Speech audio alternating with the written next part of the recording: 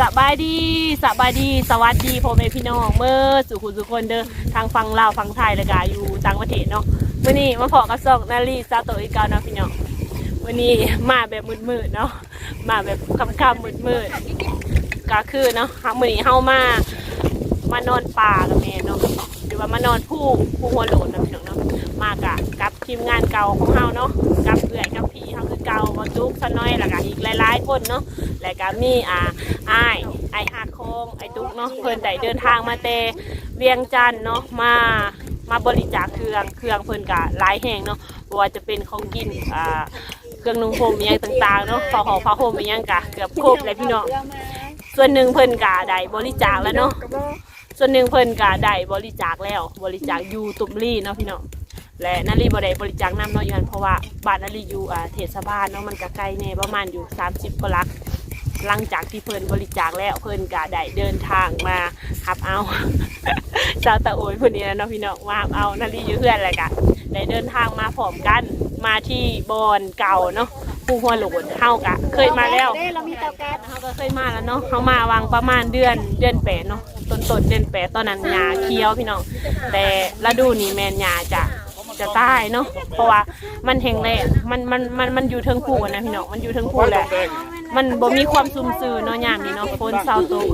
เสียงก็จะบนแน่นอนโดยความที่แบบเฮามาหลายคนนะจ้ะบ่ว่ากันเนาะพี่น้องเดี๋ยวจะน้อยนาฬิกาไทยให้เบิ่งบรรยากาศเนาะในค่ำคืนนี้ว่าสิม่วนซำใดเนาะไปเดี๋ยวเฮามาติดตามพร้อมๆกันเลยตอนนี้เฮาก็กำลังกะเกียม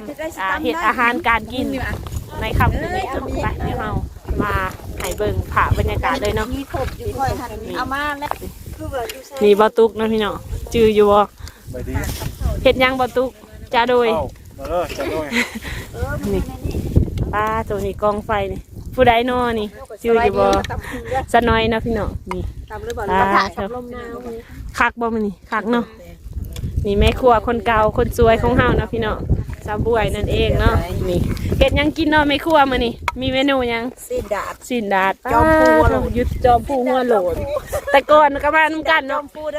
ตอนนั้นตำมะคุงเพิ่นว่ามาหอบนี่เพิ่นมาเฮ็ดสินดาดเนาะมาเฮ็ดหมูกระทะอะไรเนาะมาเฮ็ดหมูกระทะอยู่พี่เลยตำมะคุงมาแต่เวียงจันทน์เด้ออันเด้ป้าผู้สาวก็มีแต่ผู้จบๆงามๆมาหอบนี่ป้าบ่อยากให้ว่าเลยพี่น้องเอ้ย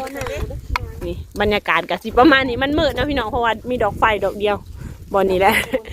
แม่นี่บอนอยู่บอนนอนก็สิประมาณนี้เนาะมีเต็มแต่ละคนนะความห่างไกลมากกับ50 ลักประมาณ40ปลายลักหรือว่า50ลักนั่นแหละเนาะพี่น้องแต่บ้านนาลีมาหาพี่แต่เมืองนองแห้งบ่อยากให้เว้าเลยเกือบเป็น100เนาะสะบวยนี่ป้าเจ้านี่ดิดอกไฟเพิ่นอ้ายเพิ่นเอามาแต่เวียงจันทน์พี่น้องนี่ป้ามื้ออื่นดาดจอมดอยนี่ป้าเจ้าบรรยากาศสุดยอดเลยเอาตั้งยืงไปให้เจ้าไปนี่พี่น้องนี่จะมีอยู่2จุดเนาะทางหลังกับแมนอีกจุดหนึ่งนี่อันนี้บอนอยู่บอนกินกับสิประมาณนี้เนาะคักบอฝาคอมเมนต์ให้นาลีฟังในเด้อหรือว่าให้นาลีอ่านเนาะขอโทษขออภัยให้นาลีอ่านในเด้อว่าเป็นจังไดหนาเที่ยวบอนี่ป้าโจกำลังการเกียมเห็ดอาหารการกินเนาะพี่น้องเฮาคลิปนี้เฮาถ่ายเพื่อให้เป็นที่ระลึกเนาะหรือว่ามี FC คนใดอยากมาเนาะเฮาจะบอกทางนะพี่น้องป้าโถสุดยอดเลยผู้ยื่นอันไต่ดอกไฟให้เฮากับแม่นอ้ายที่เพิ่นเดินทางมาแต่เวียงจันทน์เพิ่นนะพี่น้องมาเพื่อบริจาคโดยเฉพาะเพิ่นว่าแล้วก็มาเที่ยวนี่สาวอาหารของเฮาก็มีหมูกระทะเลยก็ตำบักหุ่งเนาะ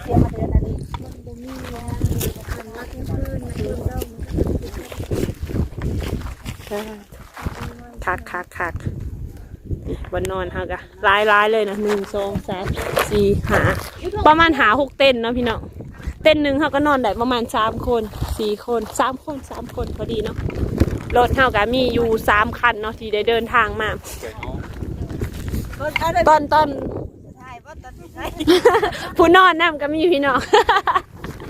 แม่ครัวใหญ่แม่ครัวนอนแล้วเพิ่นเมื่อยขึ้นผู้เนาะทางกะ สิว่าดีโบกับโบบันไดเนาะถ้าหากว่ามีผู้ใดที่ว่ามักประจนภัยเนี่ยก็สามารถมาได้นะถ้าผู้ใดมักสบายเนี่ยก็บ่แนะนำให้มาเนาะเพราะว่าทางค่อนข้างจะยุ่งยากเนี่ย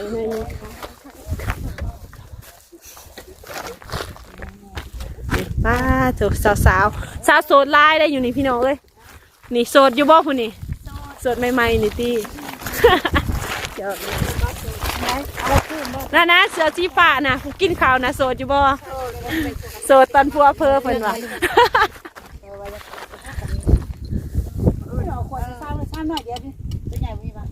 บรรยากาศในค่ำคืนนี้ช่างดีเหลือเกินโก้สบายดีพ่อแม่พี่น้องเนี่ยสบายดีไอแซมโก้มาอีกคือเก่ามาตอนนั้นกับตอนนี้เป็นอะไรคักบ่มือได้คักมือนี้หรือมือนั้นกับมือนี้มือได้คักมือนี้คักนั่นไดกระเดือนแจ้งเก่าคำเลยมันนี่ไอแซมโก้เขาเนาะตอนนั้นก็มานำกันนะพี่น้องนี่เดี๋ยวมาซูมเบิ่งอาหารการกินน้อยหนึ่งนะพี่น้องเดี๋ยวจะหน่อยเซฟเพิ่นหน่อยใจนี่อันนี้เป็นแก้วนะพี่น้องกำลังซอยสินดาดนี่โอ้ยพะโฮม สินดาดจอมดอยบ่แหละคนหนาวได้ไปหาเสือให้เอาบ่เอาเถอะพอผมพอเด้อเชื่อเจ้านานาลี เจ็ดบางหนึ่งข่อยเชื่อนะเจ้าบ่ได้มาบ่ทันนะหมูจอดอยู่เถิงไอ้ตู้ให้ข้างให้ข่อยไปตลาดเลยกับไผเอ้าเจ็ดเจ้ากับพูดเนาะหนาวพี่ดอกผู้ใดที่ว่าจะมานี่แบบแนะนำให้นุ่งเสื้อแบบกันหนาวเนาะมาจังแบบอบอุ่นนะกะเกียมเห็ดอาหารการกินเนาะตอนนี้หนึ่งเมนูเขาก็ได้มาเก็บห่อแล้วตำหมักคุ้งพี่เนาะตำหมักคุ้งเพิ่มเดี๋ยวนาลีขอชิมเด้อพี่น้องปลาปิตาเซฟ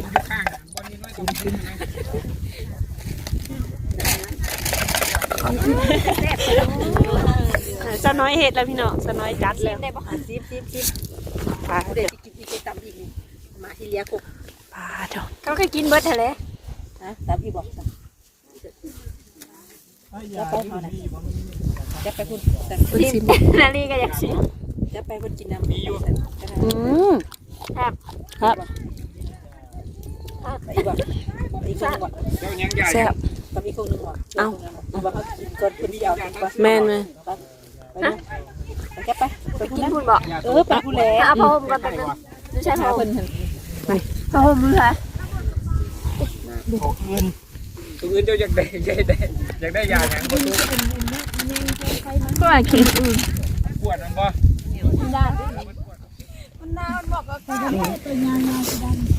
เรียกข้าวเหนียวบอกเลยว่า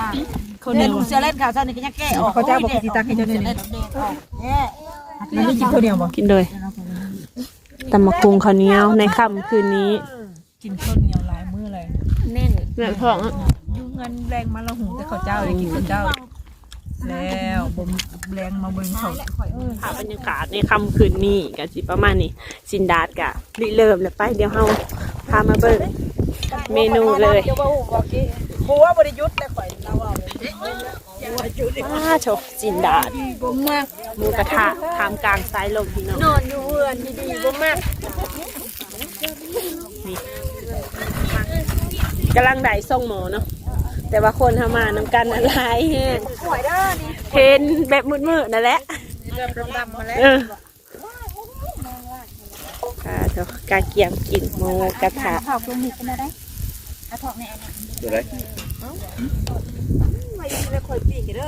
ทั้งเฮาน่ะแบบอุ่นท้องแล้วเนาะเกือบอิ่มแล้ว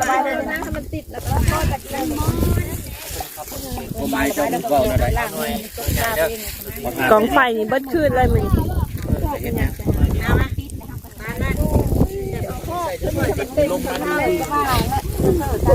ลูกพี่เฮามานอนนะเนาะปลาตุกบ่สบายเนาะพี่น้องแต่ว่าเพิ่นกะปืนมาเนาะเพื่อไอ้น้อง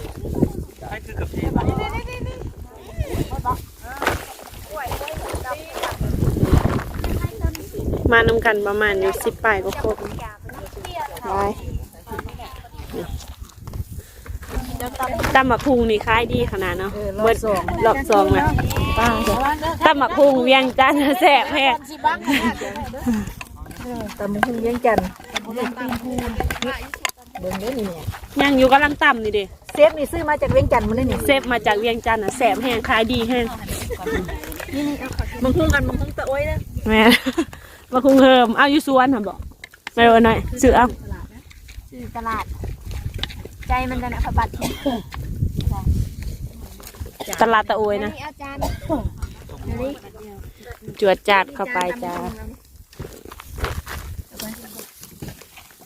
หอบสองหอบหนึ่งมัดไปแล้วแสบแห้งกินข้าวอยู่นี่นะหุงเซย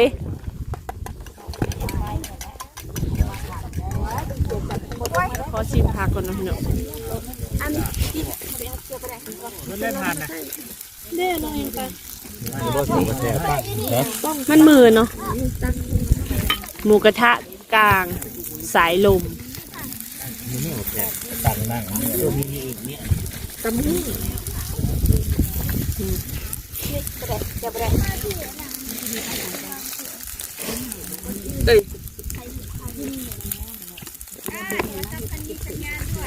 มีบอลมีนะมีได้